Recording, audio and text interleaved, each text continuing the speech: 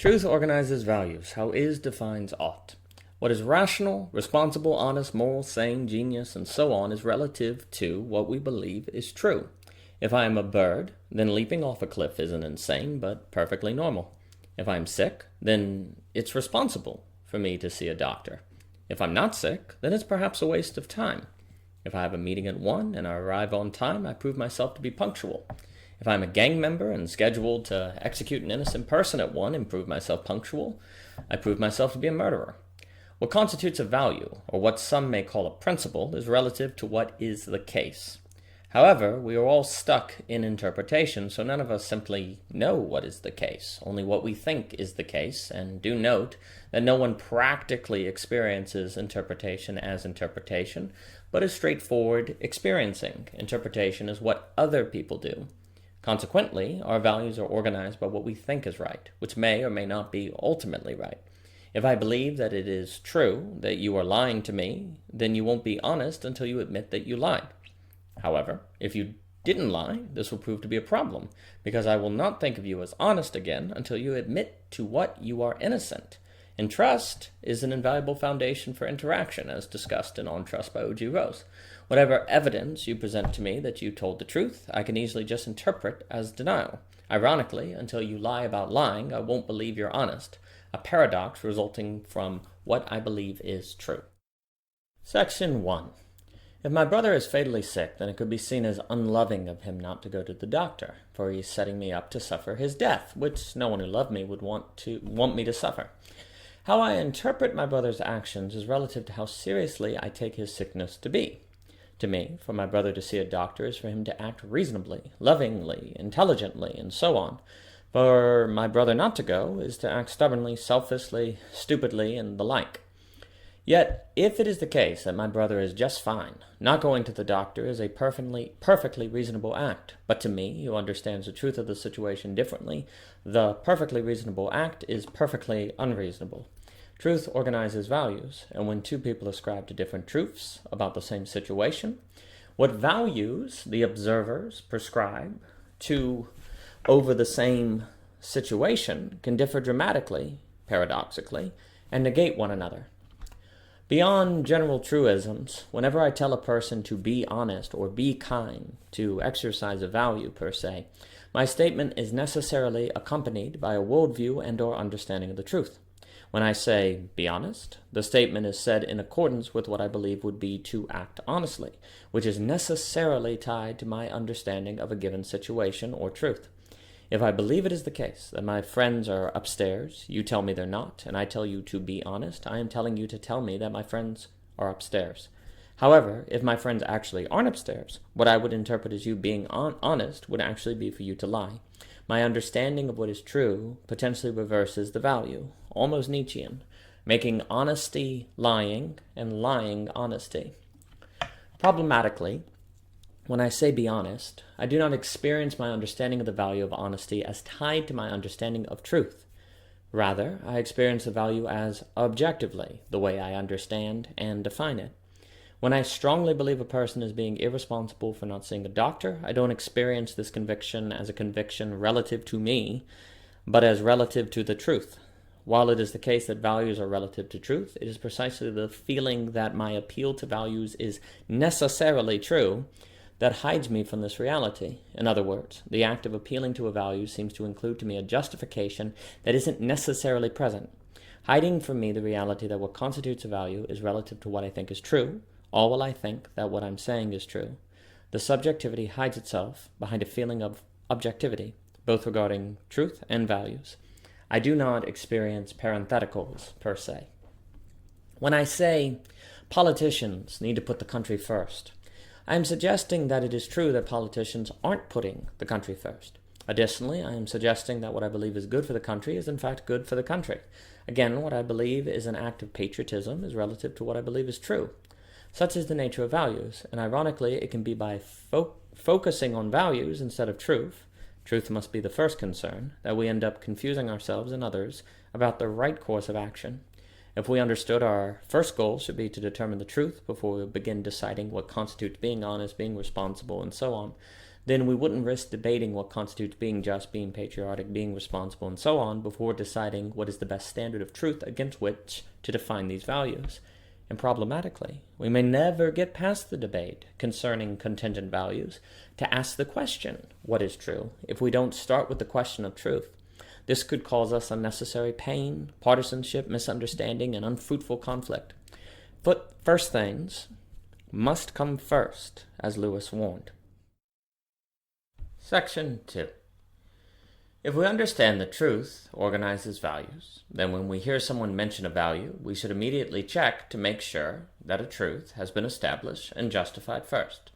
When we hear values expressed, say in favor of patriotism, anti-racism, freedom, justice, and so on, a quote-unquote truth suspicion should immediately come into play, for our default should be to assume that when a value is expressed, it is trying to hide the reality that a truth has not yet been justified to organize and legitimize that value. This will not always be the case, but considering the dire consequences that can result when values are unintentionally disorganized or organized against us or their own ends, there is strong reason for our default to not be cynical, but suspicious. There is a seriousness today in favor of values. People are passionate about saving America, expanding freedom, ending inequality, increasing justice, and so on. But I do not believe there is similar seriousness regarding truth and determining truth. Yes, there are random exchanges about the importance of facts, but these are often expressed after a value is emphasized or focused on, not before. Truth only comes up to retrospectively define a value, versus truth be the first concern out of which values are defined and organized.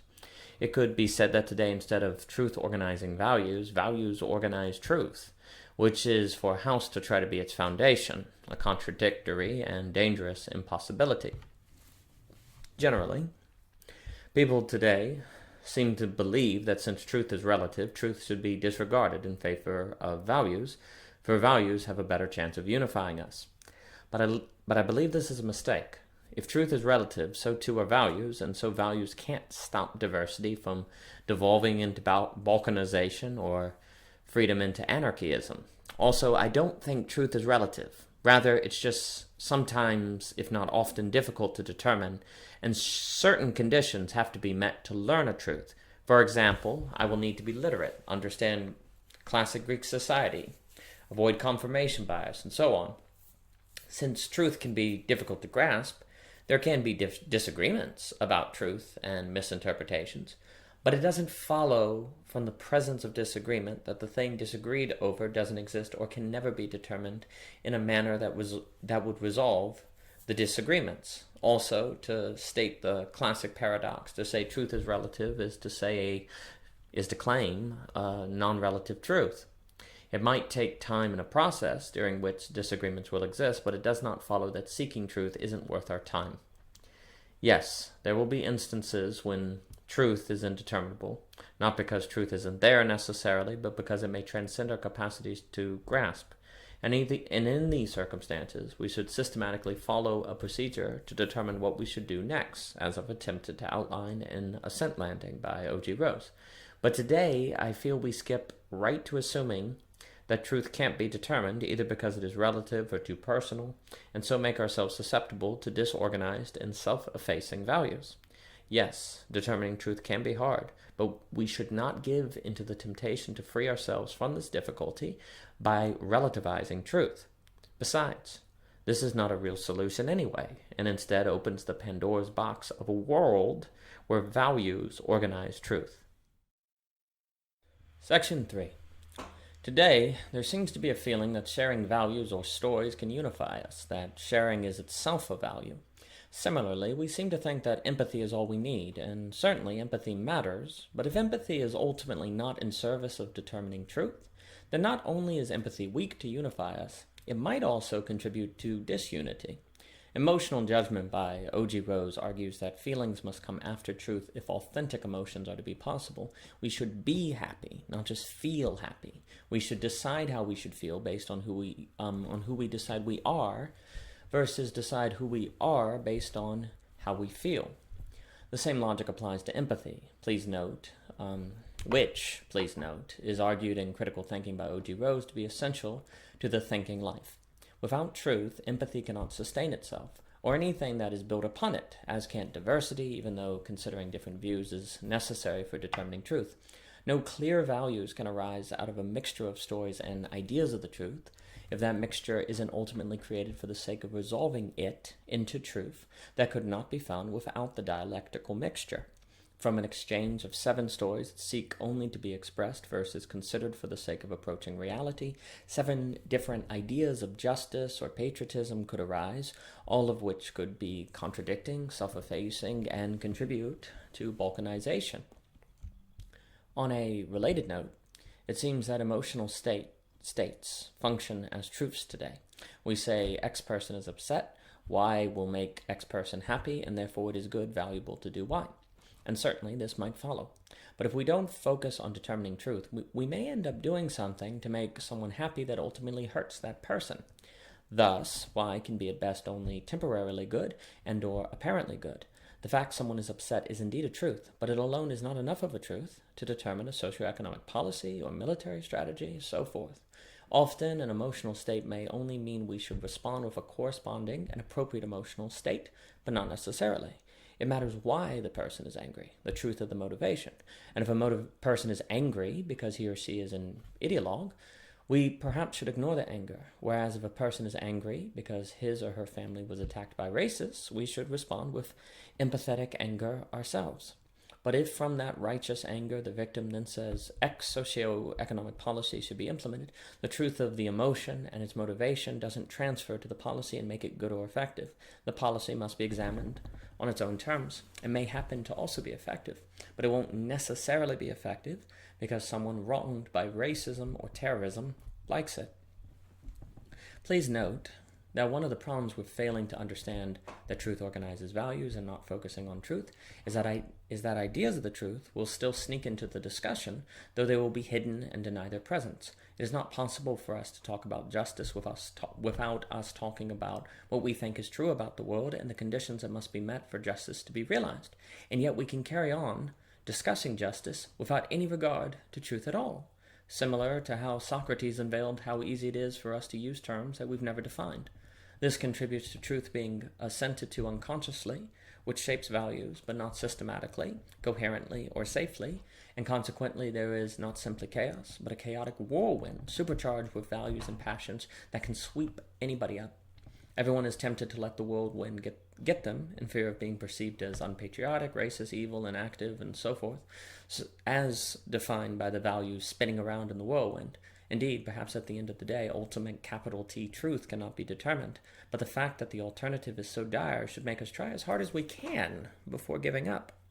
If our problem today was nihilism, a disbelief in truth, there would not be a nova effect of values, and our situation might be less dire, actually. Instead, I think Charles Taylor is correct that there has been an explosion of options for belief, but I believe this has led to an inflation in the meaning of beliefs, as discussed in Belonging Again.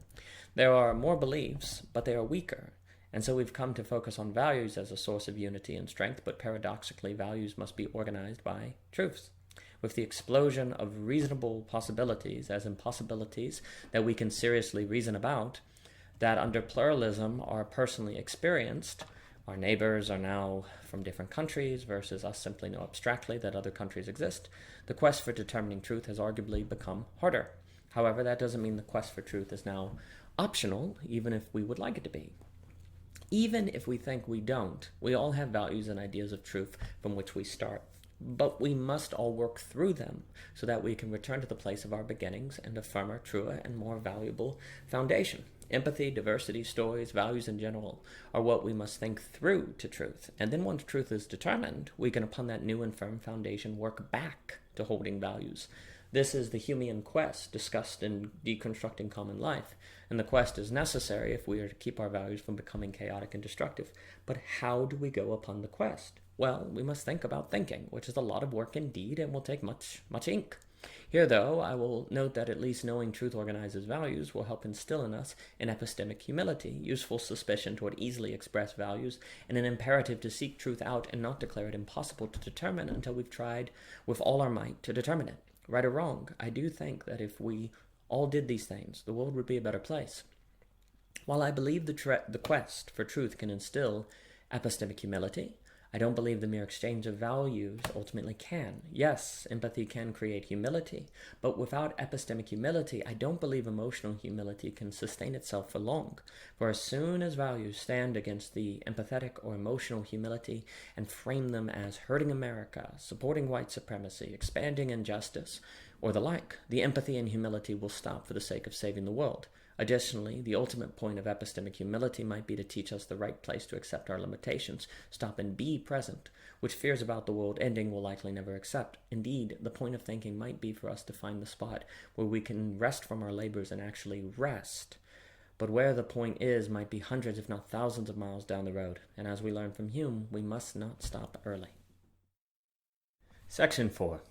Ontology and epistemology are more primary than ethics, but how do we determine what is true to accurately and beneficially organize human values? This is one of the most complex and difficult questions in the universe. The inquiry points to the importance of philosophy and abstract reasoning, and many of the papers written by O.G. Rose attempt to trace out an answer and perhaps fail, at which point we would turn to the guide laid out in Ascent Landing.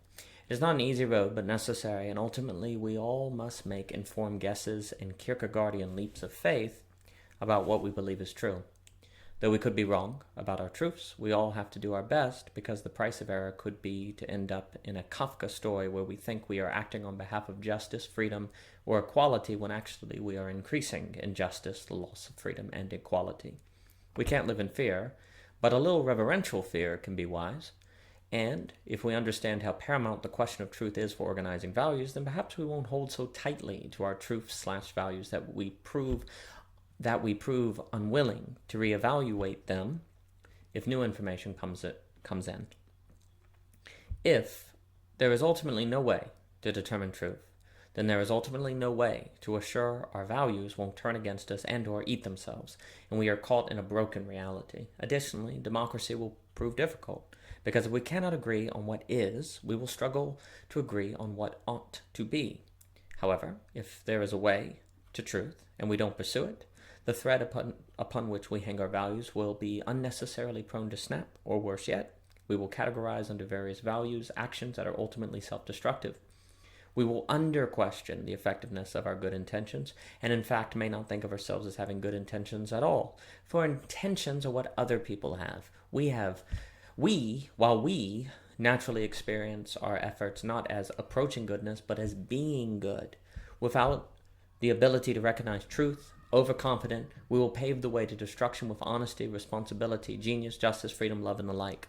The road to hell is not paved with good intentions. The road is paved with goods.